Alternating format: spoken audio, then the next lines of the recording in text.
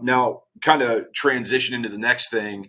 We were talking a little bit off air. I'll let you just kind of, run with this, but the flea and the tick preventative, as well as the heartworm, Yep. because, like I had brought up to you, I had seen some articles and about resistance, and things like that. And I think it's pretty common. I think a lot of people, like my dog's on flea and tick medicine, like, and I'm still pulling ticks like Right. off my dogs. I'm still getting fleas. So, just kind of segment off into that and kind of, touch base on those products. Yeah. So, I still feel like the one of the best topicals is Frontline, so the Fipronil product. As far as its efficacy and things like that. That being said, I think the oral preventatives have for flea and tick have are awesome. You don't have to worry about, your kids playing with the dog after you put something on them topically. They don't have that big grease spot. Like with my setters, they have that finer coat. You put the front line on and then you get a grease patch and then they go outside and you collect all kinds of dust. I was skeptical when the orals came out because anything new, is bound to have some potential issues that we don't know about. And I think we found that with some of the oral flea and ticks. They're all the same class, and so they all act similarly on the parasite. But how they act in the dog can be quite different. And so we do have some of them that we have patients that have seizures or neurologic episodes after taking the oral preventatives. And so it's finding one that actually works and is safe in your pet. But I've switched to orals for my dog on the flea and tick front. I think the big thing too is that a lot of people expect these products to be repellents, and they're not. And so, with the ticks, they're going to attach because they have to take a blood meal in order to get the product right. And same with fleas. And so, it's not something that they're going to be a repellent. There are some repellents on the market that are good. I've not used them like a product like Vectra. I think some of the flea and tick collars work pretty well. And so, back to the whole Lyme disease discussion, when I have clients that go hunt in the grouse woods, if they're only going for 3 or 4 days and that's the whole time that you're going to spend in the year up there, I don't know that it's worth vaccinating that dog for 3 or 4 days worth of hunting. But what we will do is maybe, double up on the flea and tick preventative or even triple up on it, right? Where we might give, Frontline and then 2 weeks later, as opposed to 4 weeks later, reapply the dose or give the oral preventative and then give Frontline and then maybe run that dog with a collar as well.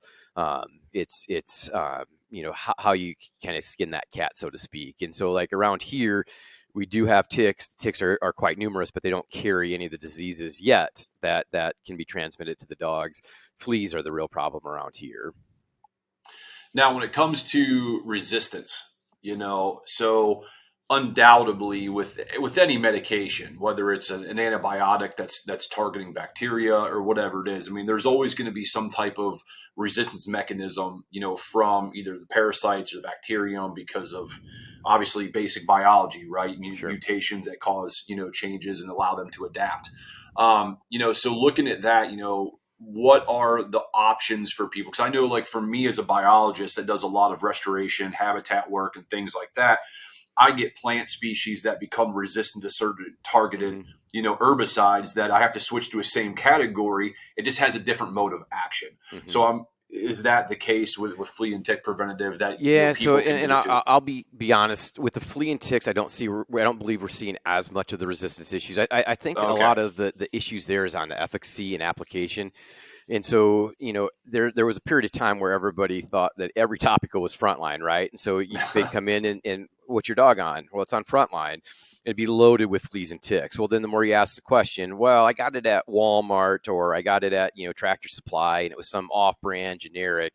I And so I gotcha. think a lot of it's the efficacy. And then with some of those products too, there's knockoffs you get them from an online pharmacy or some of these bigger warehouses. It may not actually be that product that's sold by one of the major manufacturers. It may be repackaged.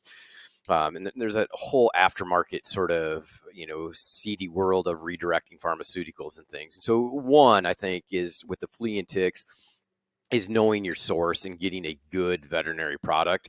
I think a lot of the issues with lack of efficacy is either an application error or people using an ineffective product. On the heartworm side, there is some resistance issues.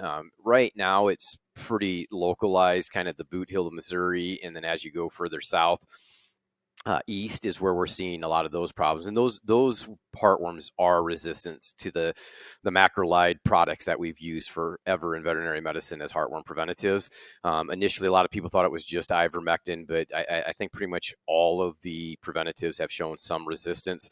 I believe it's the University of Georgia is doing some work into that to try to figure out exactly what's going on with those worms. Is there something we should be doing differently? To your point, a lot of these products are in the same class. So even though they're different products, the mechanism of action is pretty similar. I think we probably see resistance in some more than others. And so those are the sort of things that they're looking at. And still, the vast majority of heartworm positive dogs is again a failure of application. So you give that oral preventative, the dog goes and throws it up, and we don't know that they threw that up. I think with ProHeart, the injectable, one of the issues I've always had with that is it's a product that needs to be mixed up. It has to be used in a certain number of days. When you go to give it to a dog, you have to roll it as opposed to mixing it. So at initial mix up, you're shaking the heck out of it. But then when you're actually giving it to the dog, it's got to be rolled gently. And so there's a lot of points for potential human error there, whether it be mixing, whether it be the rolling, or even drawing up the correct amount based on the weight of the dog. And there's times at my own practice where, we'll have a dog come back and, the weight on the sheet will say 88 pounds. And, it's clearly like a 45-pound dog.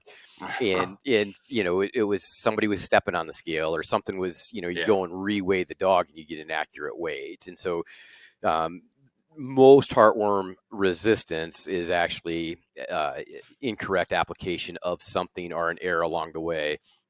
But that being said, we are seeing resistance of the worms to the products that we've used for generations.